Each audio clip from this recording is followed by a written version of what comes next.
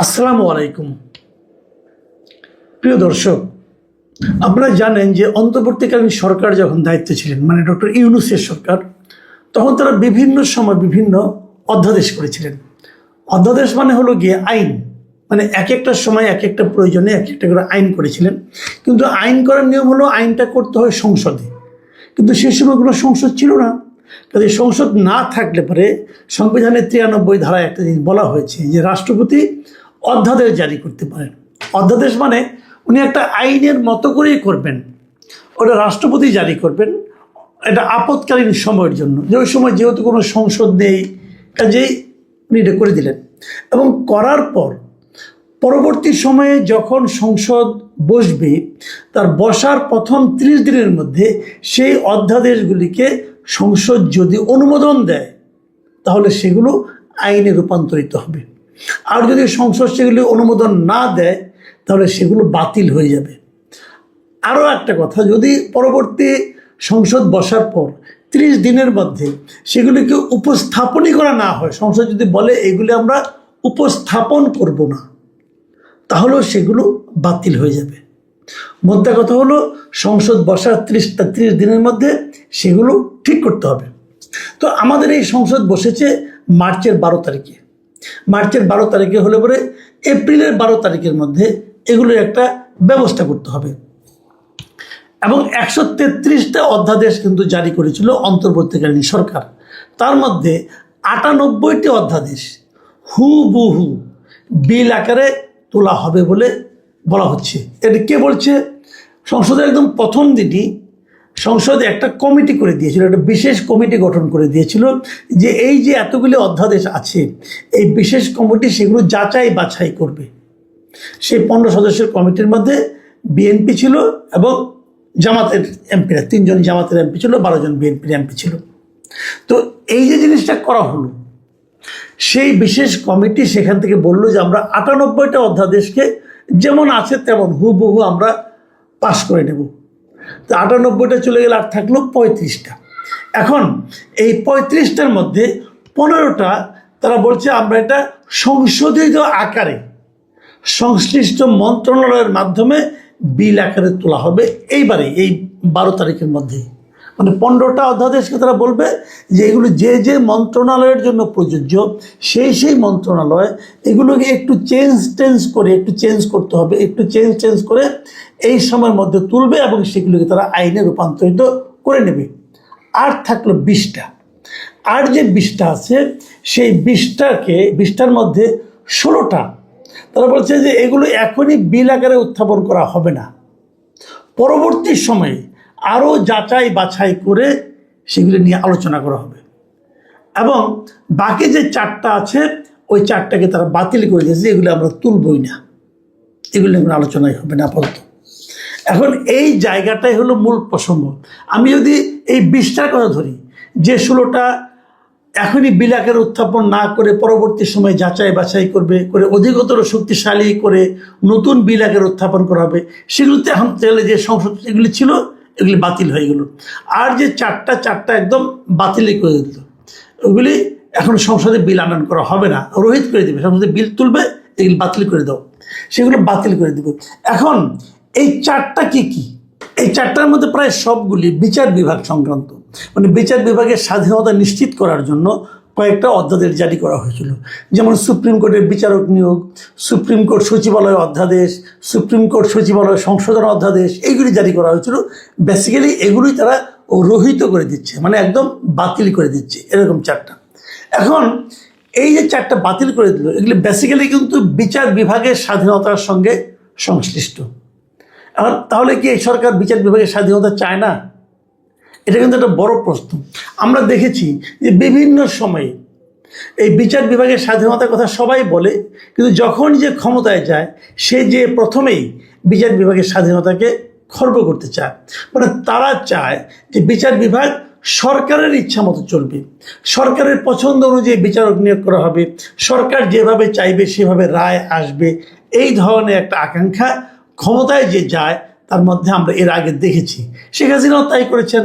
Supreme কোর্টের বিচারক কাকে নিয়োগ করা হবে, কি সমাচার, এগুলি সব তাদের ইচ্ছা অনুযায়ী, হাসিনার ইচ্ছা অনুযায়ী হতো, ওভাবে রায়ও আসতে পারে অনেকে বলে থাকেন। তো সেই জিনিসটা অন্তর্বর্তীকালীন সরকার এসে কিন্তু পাল্টে দিয়েছিল যে অধ্যাদেশের মাধ্যমে। সেই অধ্যাদেশগুলো এখনই বাতিল করে দেওয়ার যে মানে কথা বলা হচ্ছে, সেই জিনিসটা কিন্তু আবার এই বর্তমান যে সরকার এসেছে তাদের মন মানসিকতা, তাদের ইন্টেনশনকে কিন্তু কোনো না কোনোভাবে প্রকাশ করছে, এবং এটা নিয়ে ব্যাপক প্রতিবাদ হয়েছে।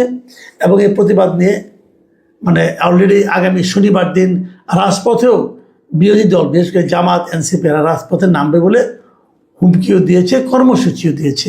সম্ভবত এটাই হতে যাচ্ছে এই সরকারের বিরুদ্ধে প্রথম রাজপথের আন্দোলন। এই জিনিসটা সরকার কেন করছে এটা এখন আমার কাছে ক্লিয়ার না, কিন্তু আমি মনে করি এটাকে রহিত করার কোনো দরকার ছিল বলে আমার কাছে মনে হয় না। সরকার এটা করে কার পারপাস সার্ভ করছে অথবা কিভাবে তারা বিচার বিভাগের স্বাধীনতা চায় বলে প্রমাণ করছে, এটা আমি আসলে বুঝতে পারিনি।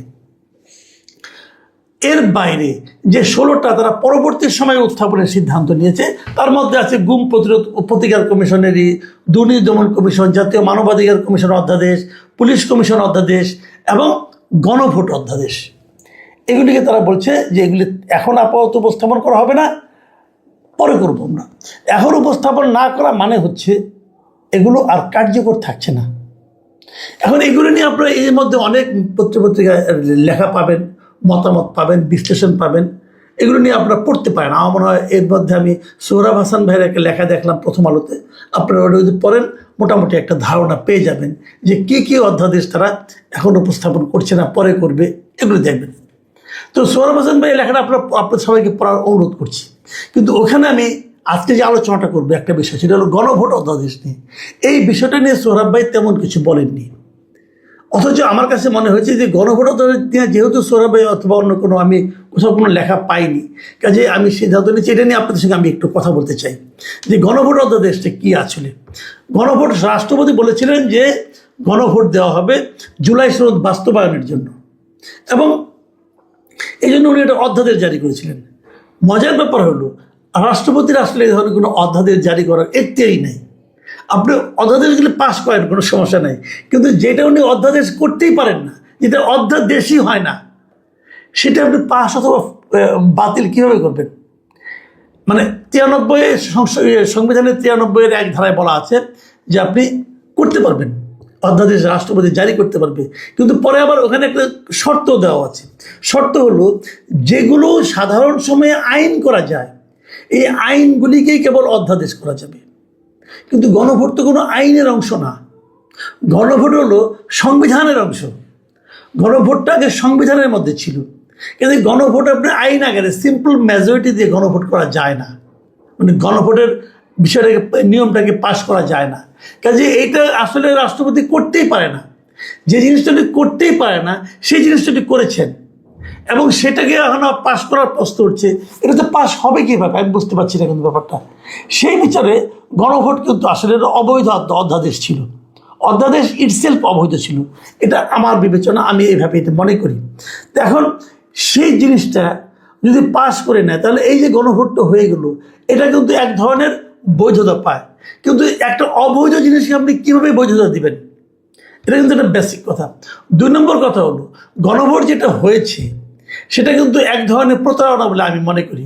কারণ গণভোটের মধ্যে এমনভাবে প্রশ্ন সেট করা হয়েছে, সেই প্রশ্নের মধ্যে আপনি হাও দিতে পারবেন না, নাও দিতে পারবেন না। 48টা প্রশ্নের আপনাকে উত্তর দিতে হবে। যদি সেখানে 4টা প্রশ্ন আছে, এই 4টার মধ্যে কিন্তু অনেকগুলি প্রশ্ন আছে। তো এই সবগুলি প্রশ্নের উত্তর আপনি হয় হা দিবেন, তাহলে না দিবেন। হা দিলে সবগুলি হা, না দিলে সবগুলি না। এটা তবে কীভাবে সম্ভব? একসঙ্গে এতগুলি প্রশ্নের কি একটা হা অথবা না দিয়ে উত্তর দেওয়া যায়? যায় না। কিন্তু আমি একটা উদাহরণ দিয়েছিলাম, বেশ কয়েকবার আমি দিয়েছি, বিভিন্ন জায়গায় আমি দিয়েছি। সেই উদাহরণটা আমি আপনাকে আবার দিই আপনাদেরকে। তো সেই উদাহরণটা হলো, ধরেন আপনাকে একজন কেউ নাস্তার দাওয়াত দিল, টেবিলের মধ্যে বড় প্লেটের মধ্যে নাস্তা আছে, ফলমূল আছে, ডিম আছে, রুটি আছে, সব কিছু আছে, আবার তার সঙ্গে 1 পেগ হুইস্কিও আছে। এখন আপনাকে বলা হলো এই সবগুলি মিলিয়ে হলো আপনার প্যাকেজ, নাস্তার প্যাকেজ। আপনি যদি খান সবগুলি খেতে হবে, আর না খেলে একটাও খেতে পারবেন না। তার মানে আপনি যে বলবেন যে আমি কলা খেয়ে আর ডিম খেয়ে চলে যাব, তা পারবেন না, কিন্তু তাহলে আপনি হুইস্কিও খেতে হবে। আবার আপনি যদি বলেন যে আমি তো মুসলিম, আমি তো হুইস্কি কীভাবে খাবো না, তা হবে না। খাইলে সবগুলি খান, না খেলে একটা খেতে পারবেন না। তাহলে হয় আপনি না খেয়ে ক্ষুধার্ত থাকবেন, অথবা আপনি হারাম খাবেন। হিসাবটা কিন্তু এরকম, আমাদের এই গণভোটের প্রশ্নগুলো ছিল এরকম যে কিছু কিছু আপনি মানতে পারবেন, কিছু কিছু মানতে পারেন, আপনি কি করবেন? আপনি ইয়েস দিলে সবগুলো আপনি ইয়েস হয়ে যাবে, আর নো দিলে সবগুলো নো হয়ে যাবে। আমি তো নো দিতে চাই না, কারণ এখানে আমার পছন্দের অনেক কিছু আছে। তো এই যে একটা ক্যারিকেচার, এটা জনাব আলী রিয়াজ, ডক্টর ইউনূস এরা বানিয়ে রেখে গেছিল যে আমাদেরকে বিপদে ফেলানোর জন্য। এবং অনেকে বলে, যেমন আজকে অনেকে বলছেন, আমি দেখলাম অনেক লিডার, পলিটিক্যাল লিডাররা বলছেন যে বিএনপি তো হা দিতে বলেছিল। হ্যাঁ বলেছিল, কিন্তু আপনাকে মনে রাখবেন, আমি মনে করি যে বিএনপিকে আসলে হা বলতে বাধ্য করা হয়েছিল, এটা ওয়ান কাইন্ড অফ ব্ল্যাকমেলিং ছিল। ব্ল্যাকমেলিং এই কারণে, তখন যদি বিএনপি বলতো যে আমি না ভোট দেন, তাহলে সবাই মিলে বলতো কি, এই যে জামাত, আপনার এনসিপি, এরা কি বলতো, ওনারা জুলাই চেতনা চায় না। জুলাই সনদে স্বাক্ষর করছে, কিন্তু তারা জুলাই চেতনাকে অস্বীকার করে। আমি আপনাদের একটা কথা বলি কেবল, দেখেন আমাদের 2024 যে আন্দোলনটা হয়েছিল, সে আন্দোলনের সময় মানুষের মধ্যে যে চিন্তাটা কাজ করেছিল, যে আকাঙ্ক্ষাটা কাজ করেছিল, সে আকাঙ্ক্ষাকে পরবর্তী সময়ে জুলাই চেতনা বলা হয়েছে। জুলাই চেতনা আন্দোলনের সময় কেউ বলতে পারবে না যে কেউ একজন লোক আন্দোলন করার সময় ভেবেছিল যে আমরা একটা সংস্কার করব। তারা ভেবেছিল আগে হাসিনা সরকারের পতন হোক, জাস্ট পতন চেয়েছে, আর কিছু না। কিন্তু পতন হয়ে যাওয়ার পর যারা নাকি সে আন্দোলনের সামনে ছিল এবং নিজেদেরকে তার সিপাহসালার বলে দাবি করেছিল, তারা বলছে যে আমরা একটা সংস্কার চেয়েছি, এবং একটা সংস্কার আমিও চেয়েছি। আমি মনে করি একটা সুযোগ যখন পাওয়া গেছে একটা সংস্কার হোক বলেছি আমরা, কিন্তু সেই সংস্কারটা চেহারা কি করলে সেই সংস্কারটা হবে সেটা কিন্তু আমরা কেউ জানতাম না। ওটা হলো ডক্টর আলী রিয়াজের নেতৃত্বে কিছু ভাড়াটে বুদ্ধিজীবী এবং কিছু এনজিও কর্মী, এরা এসে একটা সংস্কার কর্মসূচি বানিয়েছে ডক্টর মোহাম্মদ ইউনূসের সহযোগিতায়, এবং বিপুল অর্থ ব্যয় করেছে, বিপুল সময় ব্যয় করেছে। এই সময়টা ডক্টর ইউনূস ব্যয় করেছেন কত বেশি দিন থাকা যায় সেই পরিকল্পনাকে সামনে রেখে। পুরা জিনিসটাই ছিল মতলবী। কাজে আমি মনে করি আন্দোলনের চেতনা আর আন্দোলনের বিজয়ের পর এই ছাত্র নেতৃত্বদের দ্বারা ঘোষিত জুলাই চেতনা এবং জুলাই সনদ, এই তিনটা কিন্তু এক না, তিন জিনিস।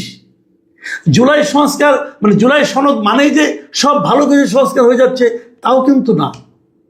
কাজেই এখানে যেভাবে বলা হচ্ছে ঠিক এভাবে এটা বিচার করলে চলবে, অতি সরলীকৃত ব্যাখ্যা এই বিচার হয়ে যাবে। এই যে আমি মনে করি এগুলো নিয়ে আমাদের আরও পড়াশোনা করা দরকার আছে। আমি নিজে গণভোটটাকে কখনোই সাপোর্ট করিনি, এখন দেখতেছি গণভোট এরাও বাতিল করতেছে, এটা একটা ভালো দিক। আমি মনে করি গণভোটটা এভাবে হওয়া উচিত না, এবং গণভোটের এই জিনিসটাকে এই গুরুত্বই দেওয়া উচিত না, এটা আমি মনে করি। আবার উল্টার দিকে এই যে বিচার বিভাগের ব্যাপারে সরকার যে সিদ্ধান্ত নিয়েছে, এটাও আমি পছন্দ করছি না। এতে সরকারের ইন্টেনশনটা যে খুব একটা ভালো না সেটা মনে হচ্ছে। প্রিয় দর্শক, আগামী দিনগুলিতে আমি সবাইকে বলবো যে এমন কিছু করবেন না যাতে নাকি আপনাদের দলীয় যে চিন্তা, দলীয় যে মতলব, সেটাই যেন প্রাধান্য পাচ্ছে, এমন কিছু প্লিজ করেন না। দেশের মানুষের কথা একবার ভাবেন। দেশের মানুষ আপনাকে আজকে ভোট দিয়েছে, কালকে কিন্তু ভোট নাও দিতে পারে, এগুলো মাথায় রাখেন। প্রিয় দর্শক, এখন এই পর্যন্তই। আল্লাহ হাফেজ।